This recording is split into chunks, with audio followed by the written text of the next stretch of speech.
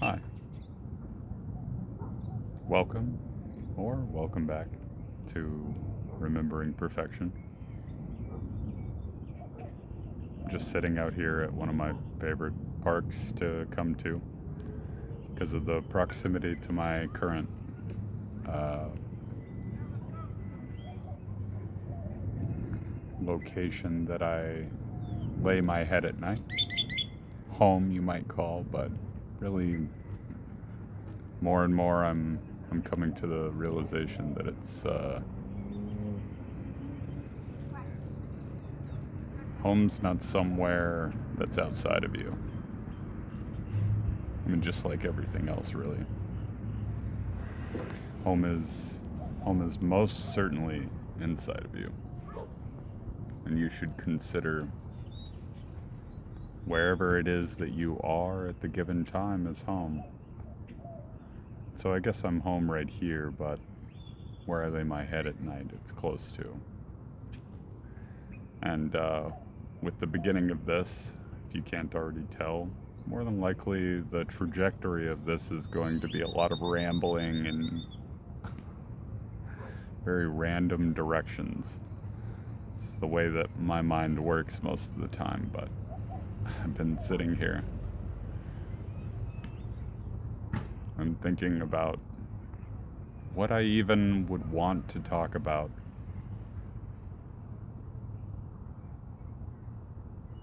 And I guess the topic that comes to mind, I've watched a couple of the videos that I've recorded of myself recently.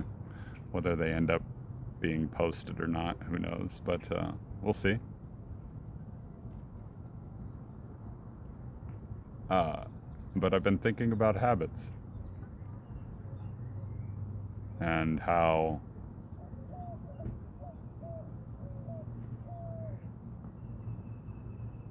if we're not careful and attentive and discriminative or discriminative, however you would say that,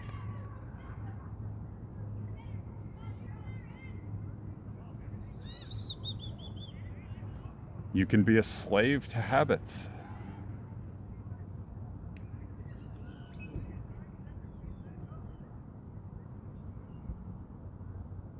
And a lot of them, I know this is the case for me, a lot of them, I wouldn't claim them for myself.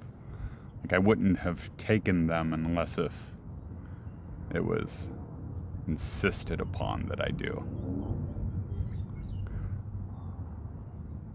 By repetition.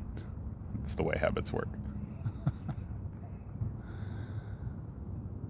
And we all have heard the phrase neurons that fire together wire together, or if you haven't, now you've heard it. And you invariably and accidentally often end up, kind of building ruts that you like to travel down and recapitulate, I guess. Thank you, Jordan Peterson, for the word.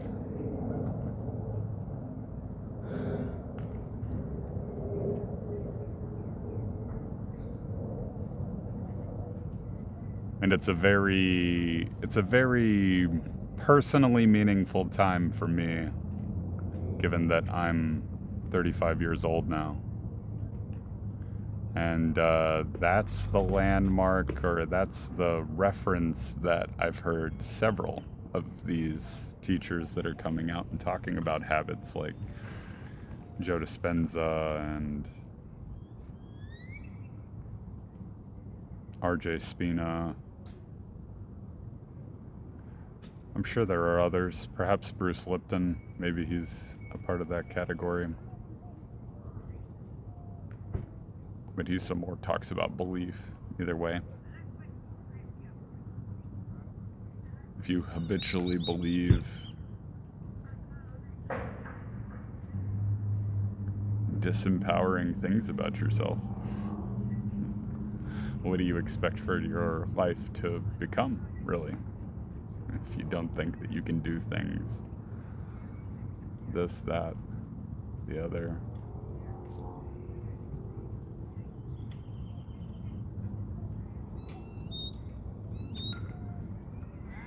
And we get comfortable.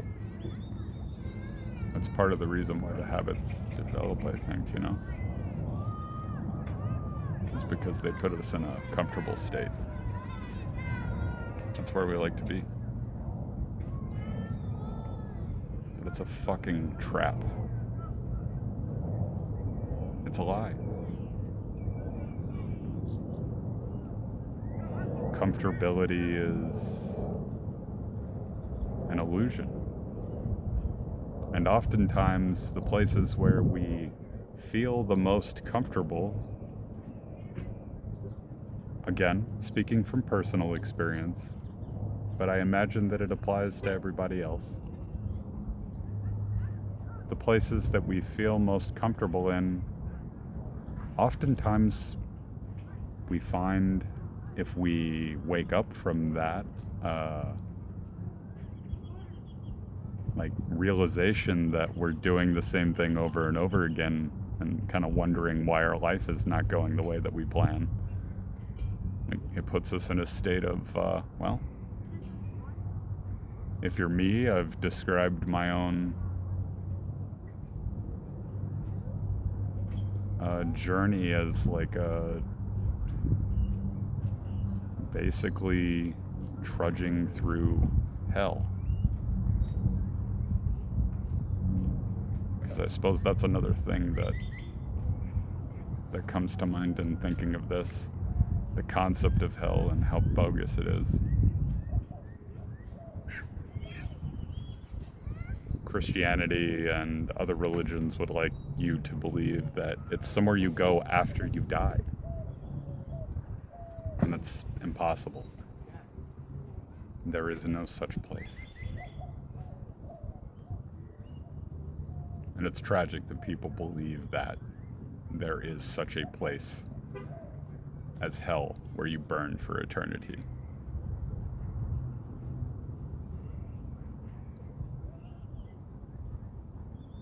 That place is here, if you wish it to be, if you insist upon it.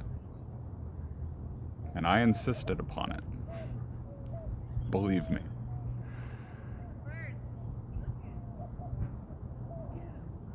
The easiest way to get there is to deny that there is a higher power, if that's what you want to refer to it as. God, source, creator.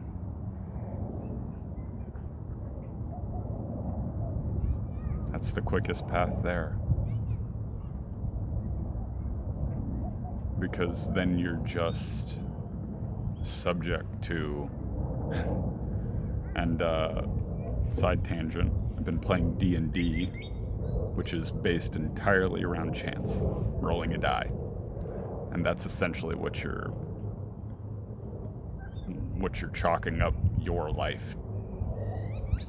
And the way that it's going to is chance. Like, that it's all random, that it has no purpose. Really? We got that from science. Really?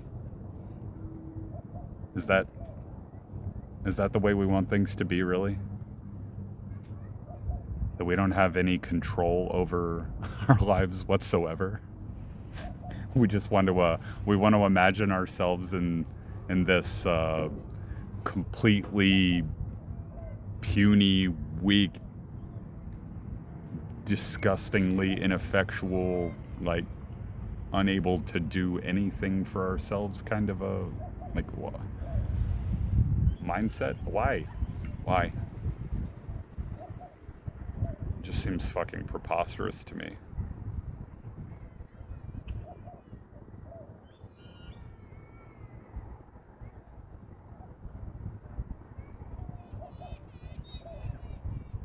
We were created in the image of God.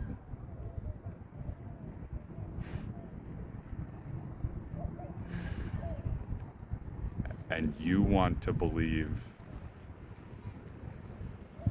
that it's a random collection of cells.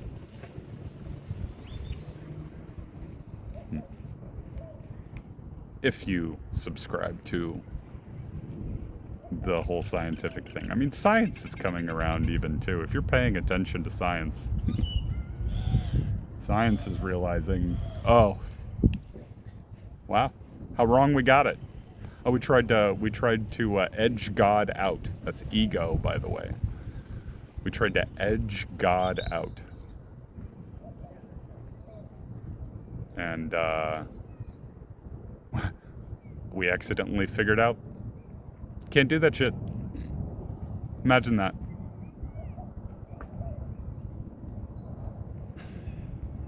It's kind of beautiful. So yeah, I started off with habits and kind of went down this path of wherever, ego and control, slavery. Like these are the things that this ends up leading to. Oh, and you know who really likes habits? The ego. I'm not saying having an ego is a bad thing. It's necessary, you need it.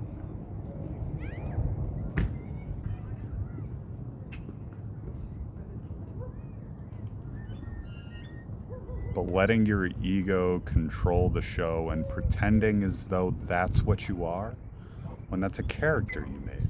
Just like in D&D, it's a character creation story, that's all. That's all it is.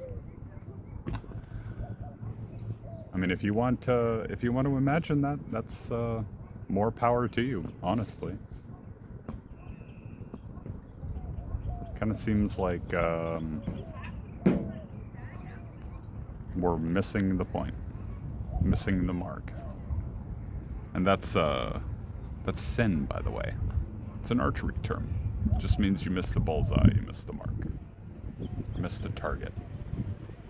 Shooting for something and nope, sorry friend, not quite there. And I know I'm looking off into the distance a lot, not really addressing you in person. I hope you don't take offense by that. I'm in nature and just enjoying it. But I guess that's probably all for my rant for right now. Just what habits are you doing? What habits are you performing or acting out, whatever, that don't serve you as well as they could, or as something else could? I guess that's what I would like for anybody that's dealing with the same kind of things as me to think about. And you have the say so. You can change anything you want whenever you want, but it helps to be aware of it first. So I guess that's where we miss it a lot, is by numbing ourselves or distracting ourselves enough to not be aware of the things that we're doing that aren't helping us that much and aren't leading us to our most fulfilled and happy and passionate, loving, complete, whole, all these things, that path that probably every one of us wants to be on.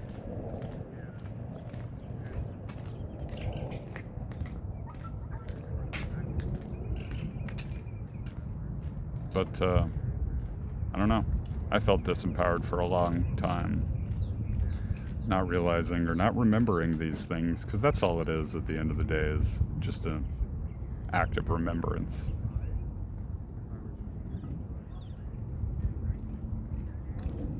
Or a fact of remembrance, or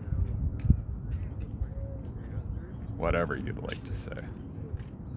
Anyway, I guess I'll stop rambling for now and think about those habits. Think about where your life is in comparison to where you'd like it to be.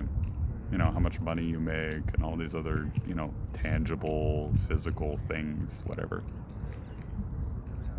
And do you want it to be better? Well, you're the problem. I hate to say it.